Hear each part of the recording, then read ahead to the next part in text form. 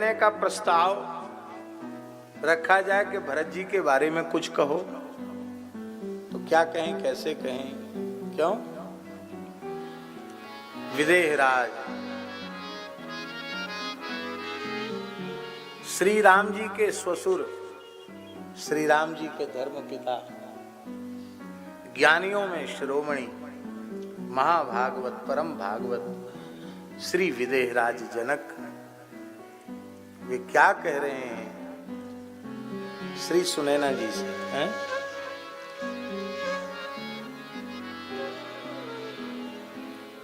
अरे देवी, मैं क्या भरत जी के संबंध में तुमको सुनाऊंगा? श्री राम सर्व समर्थ परब्रह्म परमात्मा हैं, कर्तुम अकर्तुम अन्यथा कर्तुम समर्थ हैं श्री राम जी।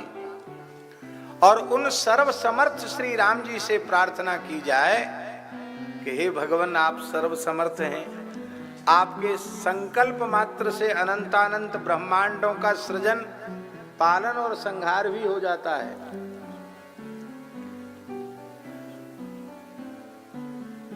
आप सत्य संकल्प हैं, आप सर्व समर्थ हैं।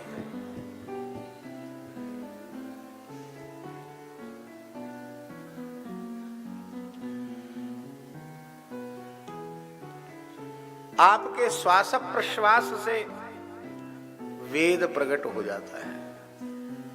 आप अपने हृदय के संकल्प से ब्रह्मा जी के हृदय में वेद की प्रतिष्ठा कर देते हैं। इतने समर्थ हैं आप। तो आप अपनी सामर्थ्य का आश्रय लेकर श्री भरत जी के महात्म्य को कहिए, श्री भरत जी की महिमा कहिए, भरत जी के संबंध में कुछ बताइए, व्याख्यान दीजिए। तो श्री जनक जी कहते हैं, मेरी मान्यता, भरत महा महिमा सुनु रानी, जानई राम न सकहीं बखान। भरत महा महिमा सुनु रानी, जानई राम न सकहीं बखान। जानई राम न सकहीं बखान। जानई राम न सकहीं बखान। जानई राम न सकहीं बखान। जानई राम न सकहीं बखान।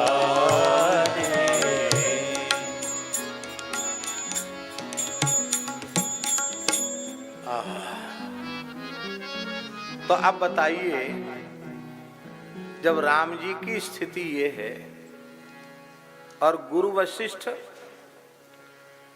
वशिष्ठ की बुद्धि कितनी विलक्षण होगी, और उन गुरु वशिष्ठ जी के बारे में आगे गोस्वामी जी कहेंगे, मुनिमति ठाढ़ तीर अवलासी। भरत जी की जो महिमा है वो अपार समुद्र के समान है। और ब्रह्मर्षि वशिष्ठ जी, गुरु जी की बुद्धि एक अवला के जैसी खड़ी है। पार तो जाना चाहती है, लेकिन पार जाने का कोई साधन नहीं। तो गुरु की अवस्था और गोविंद की अवस्था जहां ऐसी हो गई है, वहां कैसे कोई भरत जी के संबंध में कुछ कह सकता है? उनके अनुग्रह से ही कुछ कह सकता है, सुन सकता है। ऐसी श्री भरत जी महाराज की दिव्य महिमा है। उसका कारण क्या है? दास के मन में ऐसा भाव उठता है कि देवर्षि नारद जी ने भक्ति सूत्र में प्रेम के स्वरूप को अनिर्वचनीय कहा।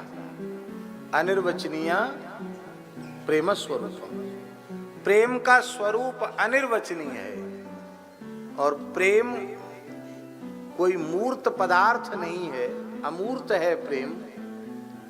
और अमूर्त प्रेम को मूर्त रूप में देखना हो तो अमूर्त प्रेम का मूर्त रूप श्री भरत जी है। और प्रेम अनिर्वचनीय है, इसलिए भरत जी का चरित्र अनिर्वचनीय है।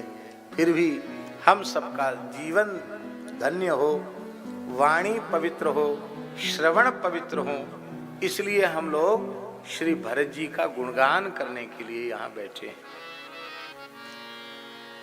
तो अयोध्या कांड में जो भरत जी के चरित्र का प्रकाश है उसकी तो हम चर्चा करेंगे ही, पर उसको कहने के लिए जन्म से लेकर के अयोध्या कांड तक और आगे तक का भी स्मरण करना समीचीन होगा। इस दृष्टि से उसका भी हम स्मरण करेंगे। लेकिन अभी अभी हमारे मन में एक बात आई कि विनय पत्रिका में गोस्वामी तुलसीदास जी महाराज ने जो भरत जी का भावपूर्ण स्मरण किया है वो स्मरण जरूर किया जाना चाहिए। यद्यपि उसकी व्याख्या हम नहीं करेंगे, इसलिए नहीं करेंगे कि जो लगभग 15 महीनों तक जो विनय पत्रिका का क्रमिक प्रवचन चला उसमें हम भरत जी के स्तुति के प्रकरण में उसका व्याख्यान कर चुके हैं, इसलिए उसका विस्तृत व्याख्यान नहीं करेंगे। आवश्यकता होगी तो केवल सरलार्थ ही करेंगे। बाकी आप ध्यान से सुनेंगे तो आपको सब बहुत आनंद आएगा। गोस्वामी जी ने कैसे शब्दों का चयन किया है वो बहुत ध्यान से श्रवण करने के योग्य है। जयति भूमिजा रमण पद कंज मकरंद रस रसिक मधुकर भरत भूरि भागी। जयति भूमिजा रमण पद कंज मकरंद रस रसिक मधुकर भरत भूरि भागी। भुवन भूषण भानुवंश भूषण भुवन भूषण भानुवंश भूषण भूमिपाल मणि रामचंद्रानुरागी। भूमिपाल मणि रामचंद्रानुरागी।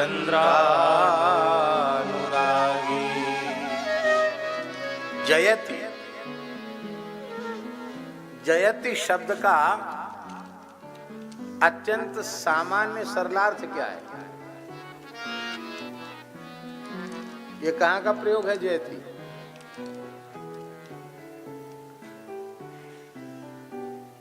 लट लकार का प्रयोग है कि नहीं? वर्तमाने लट, वर्तमान कालिक क्रिया का बोध करार जयति। जयति माने कस्य जयति, किसकी जय होती है? जयति माने जय होती है। किसकी होती है जय? किसकी जय होती है? अरे जो जय रूप है जय तो उसी की होती है।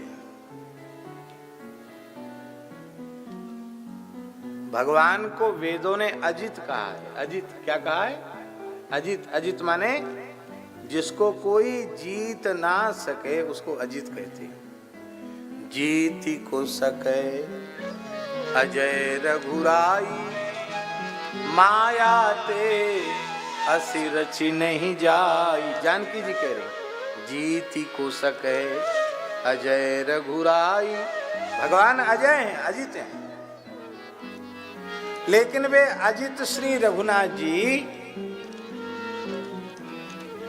वो भरत जी के प्रेम के आगे पराजित हो जाते हैं।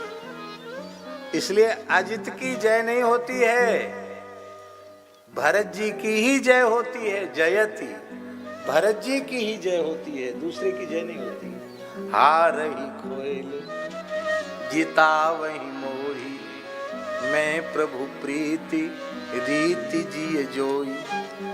भरत जी कह रहे हैं, हमने तो बचपन से देखा है, खेल खेल में सरयू किनारे चारों लाल जी खेलने गए, लेकिन खेल आरंभ नहीं होता। क्यों? खेल में दो दल बनने पड़ेंगे, दो दल होंगे ना खेल में कि नहीं। अब राम जी के विरुद्ध कौन खड़ा हो? भाई दो दल होंगे ना, दो, तो उसमें राम जी के विरुद्ध कौन खड़ा हो? राम जी के विरुद्ध कोई खड़ा होना नहीं चाहता। लक्ष्मण जी से तो कोई कहे तो वो तो एकदम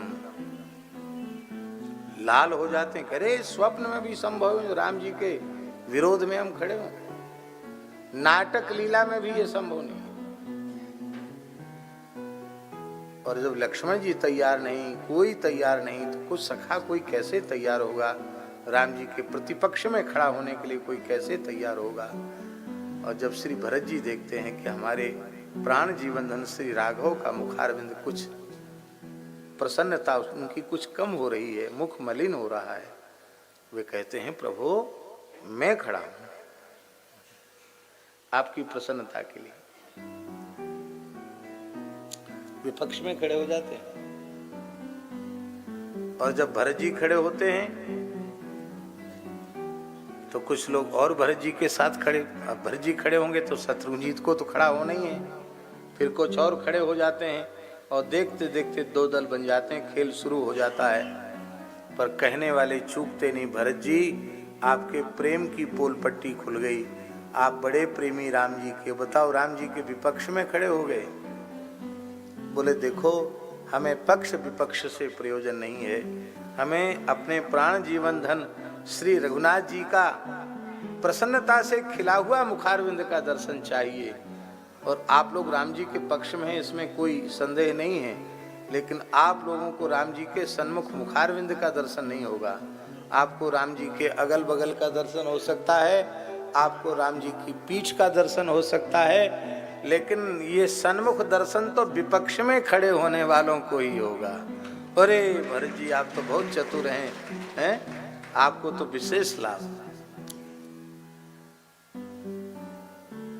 और भरत जी ये चाहते हैं कि श्री रघुनाथ जी अजीत हैं, अजय हैं, उन्हीं की विजय हो, लेकिन राम जी जानबूझकर ऐसी लीला करते हैं कि बस जीतने वाले हैं और कोई न कोई दाव भरत जी को देके भरत जी को विजयी बना देते हैं। और स्वयं राम जी प्रसन्न होते हैं पराजित होने में। पराजित होने वाला व्यक्ति प्रसन्न नहीं होता, पर भरत जी की विजय को देख के राम जी हर्षित हो जाते हैं। इसलिए जयति भरत जी की ही जय होती है, और जय होती आई और अंतिम तक विजय भरत जी की ही हुई है। जयति